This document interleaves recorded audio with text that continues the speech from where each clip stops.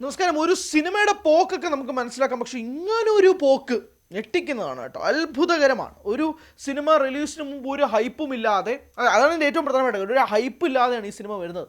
ഒരു ഹൈപ്പില്ലാതെ റിലീസ് ചെയ്ത് ഈ സിനിമ റിലീസിന് മുമ്പേ തന്നെ ഇത് പൊട്ടി പണ്ടാറടങ്ങുമെന്ന് പറഞ്ഞ് വിധി എഴുതിയിരുന്ന ആളുകളുണ്ടായിരുന്നു. അങ്ങനെ പൊട്ടുമെന്ന് ഉറപ്പിച്ചിരുന്ന ആളുകളുടെ മുന്നിലേക്ക് ഇപ്പോൾ 1300 കോടി രൂപയും കടന്നാണ് ബോക്സ് ഓഫീസിൽ മുന്നോട്ട് പോകുന്നത്. പറഞ്ഞു വരുന്നത് രൺവീർ സിംഗ് നായകനായ ആദിത്യ ധർ സംവിധാനം ചെയ്ത ദുരന്തർ എന്ന സിനിമയാണ്. നമ്മുടെ കൂട്ടത്തിൽ ഇനി ആരും ആ സിനിമ കാണാനുണ്ടെന്ന് തോന്നുന്നില്ല, കാരണം അതിൻ്റെ കളക്ഷൻ സീസ് ഇറ്റ് ആൾ. ഇനി അഥവാ ഉണ്ടെങ്കിൽ തന്നെ നിങ്ങൾ ഉടനെ പോയി കാണുക. It's a gem of a film. ഭയങ്കര ഗംഭീര സിനിമയാണ് ദുരന്തർ. എന്തുകൊണ്ടാണ് ഇത്രയധികം ആളുകൾ ശ്രദ്ധിക്കുന്നത്, എന്തുകൊണ്ടാണ് ആളുകൾ കാണുന്നത്? പ്രധാനമായിട്ടും ഈ സിനിമ സംസാരിക്കുന്ന വിഷയം, രണ്ട് ഇതിൻ്റെ പെർഫോമൻസസ്, മൂന്ന് ഇത് നൽകുന്ന തിയേറ്റർ ക്വാളിറ്റി എന്ന് പറയുന്ന ഒരു സാധനമുണ്ട്. ഇപ്പോൾ ആദിത്യ ധറിൻ്റെ ഉറി എന്ന് പറയുന്നൊരു സിനിമ കണ്ടവരാരും ആ സിനിമ മറക്കില്ല. ആദിത്യ ധറിൻ്റെ സംവിധാനത്തിൽ ഇറങ്ങിയ ആദ്യത്തെ സിനിമയാണ് ഉറി.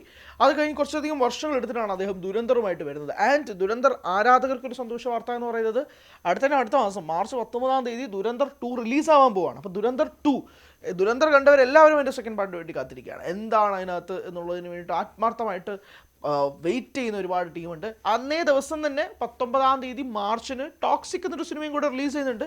യാഷ് നായകനായി ഗീതു മോഹൻദാസ് സംവിധായകയാകുന്ന ടോക്സിക് എന്ന സിനിമയും റിലീസ് ചെയ്യാൻ പോകുന്നത് 19. അപ്പോൾ നമ്മളൊരു വലിയ ക്ലാഷും കൂടിയാണ് 19 കാണാൻ പോകുന്നത്. പ്രിയപ്പെട്ട പ്രേക്ഷകരെ, അതൊരു സൈഡിൽ നിൽക്കട്ടെ.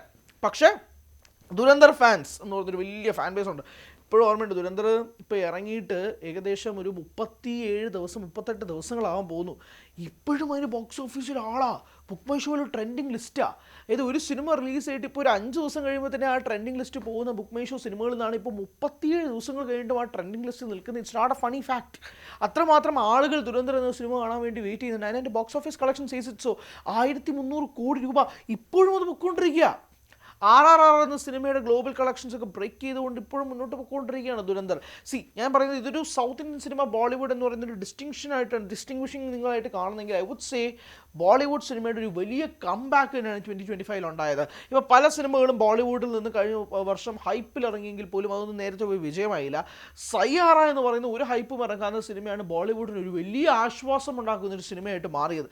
അതിനുശേഷം ഒരു ഹൈപ്പും ഇല്ലാതെ വന്ന ദുരന്തറാണ് ഈ സിനിമ എന്ന് പറയുന്നത്. ഒരുപക്ഷെ ഈ ദുരന്തറൊക്കെ റിലീസ് ആവുന്നതിന് മുന്നേ തന്നെ ഇത് ഫ്ലോപ്പ് പടം എന്ന് പറഞ്ഞ് വിധി എഴുതിയവർ പോലും നമുക്ക് ചുറ്റുമുണ്ട്. ഇതിൻ്റെ ട്രെയിലർ ഭയങ്കരമായിട്ടുള്ള ഒരു ഹോപ്പ് തന്നിരുന്നു. ഈ സിനിമ ഗംഭീരമായൊരു വിഷ്വൽ ക്വാളിറ്റി അനുഭവം, തിയേറ്റർ എക്സ്പീരിയൻസ് ഒക്കെ ഉണ്ടാക്കും എന്നുള്ളൊരു ഫീല് നമ്മൾ ട്രെയിലറിൽ നിന്ന് കിട്ടി. ഏകദേശം 4 മിനിറ്റോളം നീണ്ടു നിൽക്കുന്ന ട്രെയിലറാണ് ഈ സിനിമയ്ക്ക് ഉണ്ടായിരുന്നത്.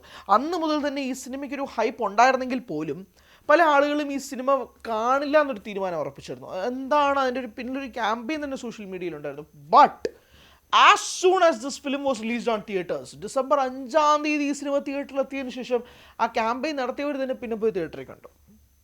ആ സിനിമ അത്രമാത്രം പവർഫുള്ളായി മാറി എന്നുള്ളതാണ്. ഒരുപാട് കാരണങ്ങൾ. ഇൻസ്റ്റഗ്രാംസിലും റീൽസിലും ഇത് തന്നെയായിരുന്നു. Dhurandhar reels, day 1 as a spy in Pakistan എന്ന് പറഞ്ഞ എത്രയോ റീലുകൾ, എണ്ണാൻ പോലും കഴിയാത്ത അത്രയും റീലുകളാണ് സോഷ്യൽ മീഡിയ കോണ്ടന്റ് ക്രിയേറ്റേഴ്സ് ആ സിനിമയുമായി ബേസ് ചെയ്തുകൊണ്ട് റീൽസും ട്രോളുകളും ഒക്കെ ഇറക്കിയത്. സാറ അർജുൻ രൺവീർ സിംഗ് കോമ്പിനേഷനെ പറ്റി പലർക്കും രണ്ടഭിപ്രായം ഉണ്ടെങ്കിൽ പോലും it work well in theatres. Akshay ഖന്നയുടെ പെർഫോമൻസ് ആണ് ഇപ്പോൾ സോഷ്യൽ മീഡിയ ഭരിക്കുന്നത്. ഫ്ലിപ്രാച്ചി എന്ന് പറയുന്ന പാട്ടം വെച്ചുകൊണ്ടുള്ള ആ ഒരു എൻട്രി, അത് കാണാൻ വേണ്ടി മാത്രം എത്രയോ പേര് തിയേറ്ററിൽ വീണ്ടും പോയിട്ടുണ്ടെന്നറിയാമോ? സഞ്ജയ് ദത്തിൻ്റെ പെർഫോമൻസ്, സഞ്ജയ് ദത്തിൻ്റെ ഇൻട്രൊഡക്ഷൻ കാണാൻ വേണ്ടി എത്രയോ പേർ പോയി. അങ്ങനെ Dhurandhar was not just a Ranveer Singh film. അതാണ് എൻ്റെ ഏറ്റവും പ്രധാനപ്പെട്ട പ്രത്യേകത. Dhurandhar was about characters, Dhurandhar was about everything. എല്ലാ ആക്ടേഴ്സും, ഇപ്പോൾ അർജുൻ റാംപാൽ ആവട്ടെ, ആർ മാധവൻ ആയിക്കോട്ടെ, എല്ലാവരുടെയും പെർഫോമൻസ് കാണാൻ വേണ്ടി ആളുകൾ തിയേറ്ററിലേക്ക് പോയി. അല്ലാതെ ഒരു രൺവീർ സിംഗിനെ കാണാൻ വേണ്ടി മാത്രമല്ല പോയത്. മോറോവർ ഈ സിനിമ സംസാരിച്ച വിഷയം അത് ആളുകൾക്ക് ഭയങ്കരമായി ഉള്ളിൻ്റെ ഉള്ളിൽ കൊണ്ടു എന്നുള്ളത് തന്നെയാണ് അതിൻ്റെ ഇത്രയും വലിയ വിജയത്തിന് കാരണവുമായിട്ട് നിൽക്കുന്നത്.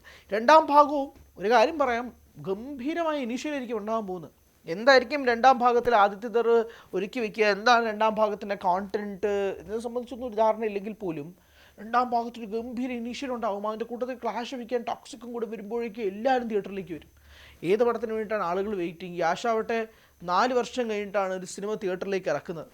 2022 KGF 2 വന്നത്. അതിനുശേഷം 4 വർഷം എടുത്തു. അതിനുശേഷം വെയിറ്റിംഗ് ആണ് യാഷ ആരാധകർ. അവർ പോകുമോ? ഓരോ ദുരന്തർ സെറ്റ് ചെയ്ത് വെച്ചിരിക്കുന്ന ആ ഏറ്റവും വലിയ ലോകത്തിലേക്ക് കാണാൻ വേണ്ടി, ഇടിച്ചു കയറാൻ വേണ്ടിയിട്ട് 19 മാർച്ചിന് വേണ്ടിയിട്ട് ദുരന്തർ 2 ആരാധകർ പോവുക. ഭയങ്കര വെയിറ്റിംഗ് ആണ്. ഭയങ്കര വലിയൊരു ക്ലാഷ് ആയിരിക്കും ഉണ്ടാകാൻ പോകുന്നത്, ഒരു തർക്കവും വേണ്ട.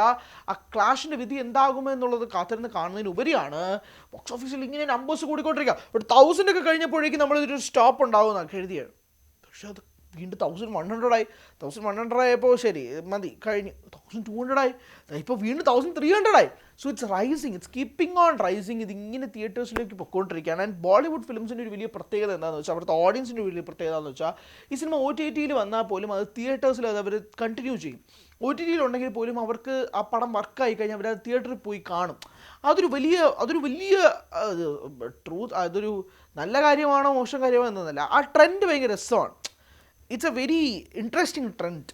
അത് OTT വന്ന് നിങ്ങളുടെ ഫോണിലുണ്ട്, നിങ്ങൾക്കത് കാണാമെങ്കിൽ പോലും നിങ്ങൾ തിയേറ്ററിൽ പോയി കാണും.